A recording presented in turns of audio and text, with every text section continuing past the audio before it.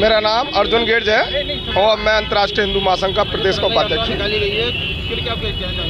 आज तिरंगा यात्रा आज पूरे भारत देश के अंदर जिस तरीके से पाकिस्तान को मुंह तोड़ जवाब देने का काम किया, देश के यशस्वी प्रधानमंत्री जी ने जो तत्काल प्रभाव से एक्शन लिया और भारत देश की सेना ने जिस तरीके से घुसकर ये बता दिया कि हिंदुस्तान आज इतनी विशाल शक्ति बन चुका है कि हर जो आक्रांता जो पनप रही है हर देश के अंदर और उसको मुंह तोड़ जवाब देने के लिए वो तैयार भारत देश बैठा हुआ है और देश का सैनिक बैठा हुआ है।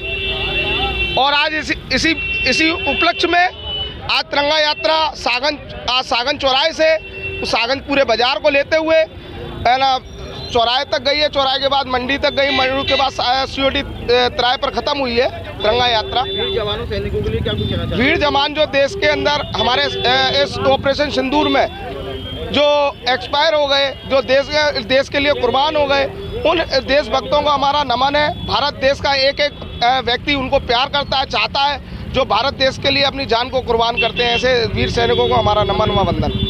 मैं पूनम राठौर अखंड भारत हिंदू संस्थान से महिला मंच से ये हमारे तिरंगा यात्रा जो है हमारे शहीद हुए हैं जो लड़ाई में ऑपरेशन सिंदूर जो चलाया गया है उनके लिए एक शहीदों के लिए श्रद्धांजलि भी है और हमारे भारत वर्ष के लिए ये एक बहुत ही सम्मान का विषय है कि हमने इतने अच्छे तरीके से बिना किसी मासूम को हिंसा पहुंचाए बिना ऑपरेशन सिंदूर को अंजाम दिया।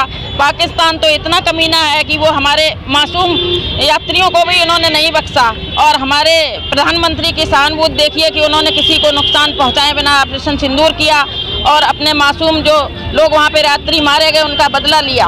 जो अपने सैनिक वीर जवान शहीद हो गए उनके लिए क्या कहना चाहेंगे? उनके लिए कोटि कोटि श्रद्धांजलि है मारे हुए सैनिकों के लिए और जो सैनिक वहाँ जा रहे हैं उनको मेरा सत नमन है। उनके लिए मेरे दिल में बहुत ही श्रद्धा है। सैनिक ही हमारे सिपाही हैं। मेरा नाम गोपाल चार है और मैं अखंड भारत हिंदू महासभा का ब्रज क्षेत्र का प्रभारी हूँ, अध्यक्ष हूँ। तिरंगा यात्रा निकाली है, ये हमारा एक बहुत बड़ा राष्ट्रीय पर्व है। इस राष्ट्रीय पर्व को सारा देश मना रहा है। 22 अप्रैल को जिस प्रकार से पहलगांव के अंदर पाकिस्तान के आतंकवादियों ने आर्मी की वर्दी पहनकर हमारी बहनों को विधवा बनाया, 22-23-25 लोगों की हत्या की, ऐसी स्थिति में भारत सरकार ने जिस प्रकार से ऑपरेशन सिंदूर चलाया, उस ऑपरेशन सिंदूर जो है 72 घंटे चला या अधिक चला, 80 घंटे चला, उसका पाकिस्तान की कमर तोड़ के धर ली। ये हम इतना बताना चाहते हैं पाकिस्तान को कि जब तक इस्लामिक आतंकवाद रहेगा, जब तक पाकिस्तान का बच्चा बच्चा दुखी रहेगा और हमारे देश की 140 करोड़ की जनता आतंकवादियों के खिलाफ है। क्योंकि ये राष्ट्रीय पर्व है, इस राष्ट्रीय पर्व को प्रधानमंत्री जी ने मनाया है, स्टेट के मुख्यमंत्री जी ने मनाया है, जितने भी मुख्यमंत्री हैं वो सब मना रहे हैं। ये राष्ट्रीय पर्व है और हम देश के अंदर आंतरिक स्थिति से जो पनप रहे देश के गद्दार हैं उनको भी हम बताना चाहते हैं, रोहिंग्या मुसलमान हो, बांग्लादेशी घुसपैठी हो, अपनी खाल में आ जाओ, औकात में आ जाओ, वरना देश के खिलाफ बोलोगे, देश के खिलाफ कोई काम करोगे तो मार मार के जूते तुमको देश की सीमा से बाहर निकाल दिया जाएगा। सैनिकों के लिए क्या कुछ कहना चाहेंगे? सैनिकों के लिए सारा देश सैनिकों का सम्मान करता है।